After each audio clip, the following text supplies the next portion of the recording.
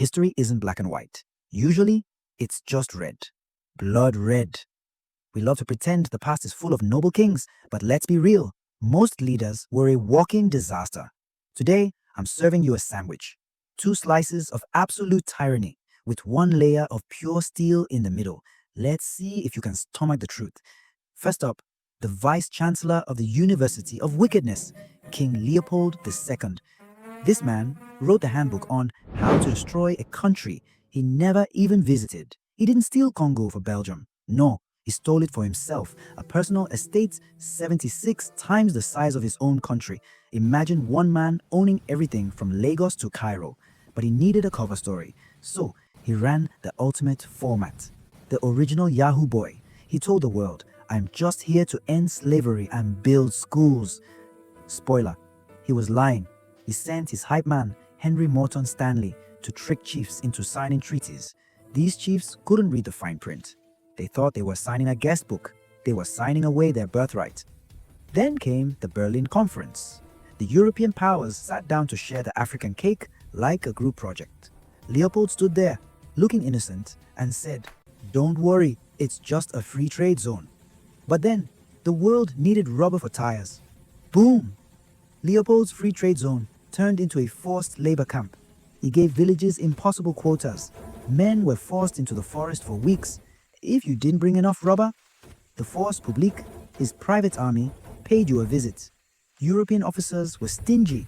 They told African soldiers, "Don't waste my bullets. If you shoot, bring me proof." The proof was a severed hand. Hands became currency. Literally. You paid your tax in rubber or you paid in limbs. Living people, children, it didn't matter. They just needed the receipt. There's a famous photo of a man named Ansala. He is staring at the severed hand and foot of his 5-year-old daughter. He couldn't meet the quota. So, they punished her. That is the legacy of this king. Public beatings were standard. They used the shikot, a whip made of dried hippo skin. 50 strokes were enough to knock you out. 100 sent you to the grave. How did he get caught? An accountant named Idi Morel did the math. He saw ships going to Congo full of guns and coming back full of rubber. He realized, this isn't trade, this is armed robbery. Missionaries took photos. Writers like Mark Twain started dragging him in the press. The scandal got so big that even other colonizers were like, "Bro, you're making us look bad." In 1908, Belgium finally took Congo away from him. But before he left, Leopold burned the archives. He tried to delete his browser history because he knew exactly what he did. Historians estimate up to 10 million people died, a demographic collapse. And Leopold, he died a year later in a palace built with blood money. Now, if you thought that guy was a headache, hold my zobo. Leopold was a remote worker. He did his evil from a distance. This next guy, he liked to get his hands dirty. If you saw him on TV, you probably laughed. He played the accordion. He challenged the president of Tanzania to a boxing match. He even wrote a love letter to Queen Elizabeth, calling her Liz and offering to become the King of Scotland. To the world, Idi Amin was a joke, a meme before the internet existed. But while the West was laughing at the clown, Uganda was screaming because this man wasn't just a buffoon, he was the butcher. Idi Amin didn't just fall from the sky. The British Empire built him. He started as a lowly assistant cook in the King's African Rifles, but he was massive, 6'4", a heavyweight boxing champion. The British officers loved him because he followed orders and didn't ask questions. When Uganda got independence, the Prime Minister Milton Obote saw a puppet he could control. He was wrong. In 1971, while Obote was away, Amin took the tanks to the streets. He stole the country in a day. And at first, people cheered. They didn't know they had just traded a headache for a tumor. For the first year, Amin played the man of the people. But in 1972, he woke up and said God told him the Asians had to go. Asian Ugandans ran 90% of the economy. Amin gave them 90 days to leave, 50,000 people. He called it economic war. In reality, it was economic suicide. The shops went empty, sugar disappeared. And when the people started to complain, the laughter stopped Amin created the State's Research Bureau. Sounds like a library, right? Wrong.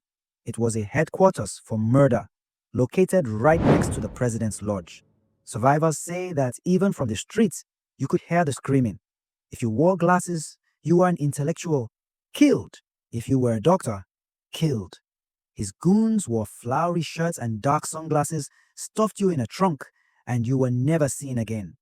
Bodies were dumped into the Nile River at such a rate that the hydroelectric dam at Jinja got clogged. Workers had to fish out corpses just to keep the lights on. And yes, the crocodiles ate well, but tyrants always get caught. In 1976, Palestinian hijackers took over an Air France plane and landed it in Entebbe. Amin welcomed them. He thought he was the main character. But Israel wasn't watching his movie. Israeli commandos flew 2,500 miles, landed in the middle of the night, killed the hijackers, destroyed Amin's precious MiG fighter jets, and rescued the hostages. The world saw Amin for what he was, a paper tiger. To distract from his failure, Amin did the dumbest thing possible. He invaded Tanzania. The president of Tanzania, Julius Nyerere, was a quiet teacher, the total opposite of Amin. But Nyerere had enough. The Tanzanian army didn't just push Amin back, they walked all the way to Kampala. Amin's tough army ran away. Now here is the part that makes your blood boil. Hitler died in a bunker. Mussolini was hung in the street. But Idi Amin, he flew to Saudi Arabia. The Saudis gave him a luxury villa and a monthly stipend. He spent the next 24 years swimming in pools, eating pizza, and playing the accordion. He died safe in a hospital bed, leaving behind 500,000 dead bodies. Okay, enough depression. You need a palate cleanser before you unsubscribe. While those two were busy being cowards, this woman was redefining the word boss. Meet the hero who actually did the reading assignment. The year is 1622. Luanda, Angola. Queen Nzinga walks in to meet her worst enemy, the Portuguese governor. He's sitting on a high velvet throne. The floor in front of him is empty. He expects her to sit in the dirt like a servant, a power move. Most people would beg. Nzinga snapped her fingers. She gestured to her male servant. He dropped to his hands and knees, and she sat on his back, a human throne. She looked the governor in the eye and said without speaking, "I am not your subject. I am your equal." To understand Nzinga, you have to understand the stakes. The Portuguese were shipping 13,000 slaves a year out of Angola. They were bleeding the country dry. Her brother, the king, was a collaborator. He hoped playing nice would work. Nzinga knew better. She knew you don't negotiate with a shark, you punch it in the nose. When her brother died, mysteriously, probably with her help, she seized the throne. But there was a problem. Women couldn't rule. So she hacked the system. She declared herself king, not queen. She dressed in men's clothing. She led her armies into battle herself. And to prove a point, she kept a harem of young men whom she forced to dress as women and sleep among the handmaidens. She flipped the gender roles of the 17th century upside down just to show the world that she answered to no one. But style doesn't win wars. Brutality does. When the Portuguese pushed her back, she did the unthinkable. She allied with the Imbangala. These weren't just soldiers, they were a cult, ruthless mercenaries who worshipped spirits of war and practiced ritual cannibalism to instill fear. Nzinga didn't care. She underwent their initiation and became one of them. She turned her army into a guerrilla nightmare. She burned bridges, poisoned wells, and destroyed food supplies. She ran a sanctuary state, telling every slave, "Escape to me and you are free." She built an army out of runaway slaves, turning the Portuguese's property into their executioners. She was also a master politician.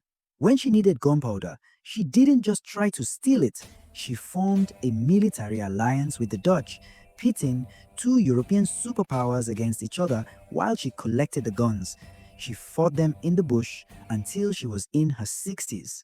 By the time she died peacefully in her sleep at age 81, she had forced the Portuguese to sign a peace treaty on her terms. She taught the world a lesson that history often forgets. Power isn't given, it is taken. And sometimes, if they don't offer you a seat at the table, you sit on their back. This is just Africa. Unfiltered history, served raw. This is our first video, so if you learned something new, hit that subscribe button and turn on notifications. We are just getting started.